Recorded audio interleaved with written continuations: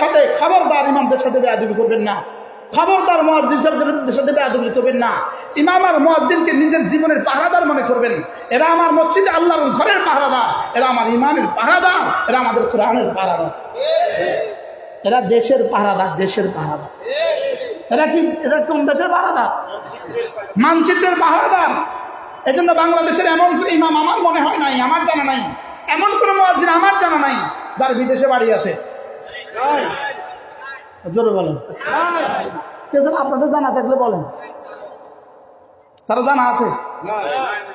আমার মনে হয় বাংলাদেশের খতিবদের বেতনের মধ্যে আমার বেতন উল্লেখযোগ্য, আমার বেতন উল্লেখযোগ্য। কইতার না করলে আমরা ব্যাকের মুখ দোষ লাগা দিবেন। আমার বেতন উল্লেখযোগ্য,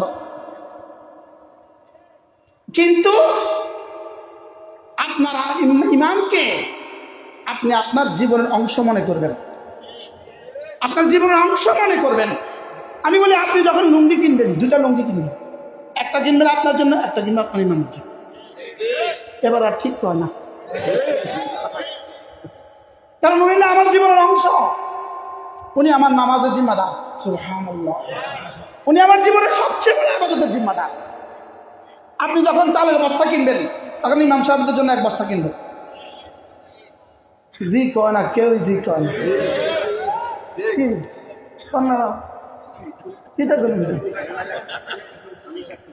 হ্যাঁ কি ভাই, আমি আমার ইমামকে, আমি আমার মুয়াজ্জিনকে আমার জীবনের শ্রেষ্ঠ রাহবার মনে করব।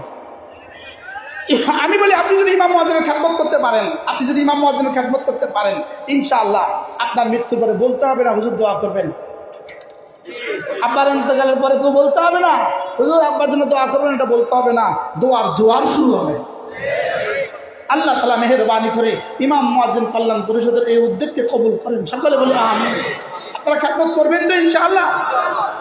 হ্যাঁ, আল্লাহ আমাদের সকলকে তৌফিক দান করেন। আমি আগেই বলেছি, আমি মুখতাসার কথা বলবো, সংক্ষিপ্ত কথা বলবো।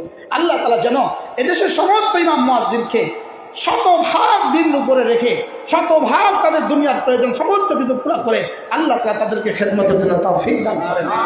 সুবহানাল্লাহি ওয়া বিহামদিহি, সুবহানাকাল্লাহুম্মা ওয়া বিহামদিক, আশহাদু আল্লা ইলাহা ইল্লা আনতা, আস্তাগফিরুকা ওয়া আতুবু ইলাইক। অনিবার্য কারণে আগামীকালকে আমাদের জেলা জামে মসজিদের ইসলাহি মজলিসটা মুলতবি, অনিবার্য কারণে। আল্লাহ তাআলা আমাদের সকলকে তৌফিক দান করেন। সকলে একটু বসি। এই মাহফিলের আয়োজন আপনারাই করেছেন, সব কিছু আপনারাই করেছেন। যদি বরকতের জন্য শেষ সময় একটু শরীক হইতে কেমন হয়? ভালো হয় কিনা বলেন? কে আছে উঠবে? কে? সবাই উঠবেন না, এখন উঠবেন না, 2 মিনিট এখন উঠবেন না। আমাদের স্বেচ্ছাসেবকরা কোথায়? একটু উঠেন কষ্ট করে। হুজুর একটু বলেন, জোর করে বলেন, হুজুর একটু বলেন। মাশাআল্লাহ, হুজুর বলেন।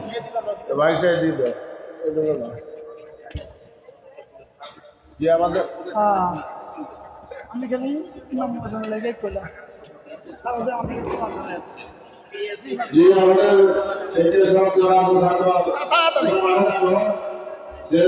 সবাই শরীর এক্ষুনি দোয়া হয়ে যাবে, আপনার দোয়া করবেন। আমাদের আগামী মসজিদের কামাল সাহেব, উনি আলহামদুলিল্লাহ আল্লাহ কবুল ফরমান। জি মাশাআল্লাহ, উঠেন 2-4 জন, একটু উঠেন না কষ্ট। বিশেষ করে মাশাআল্লাহ।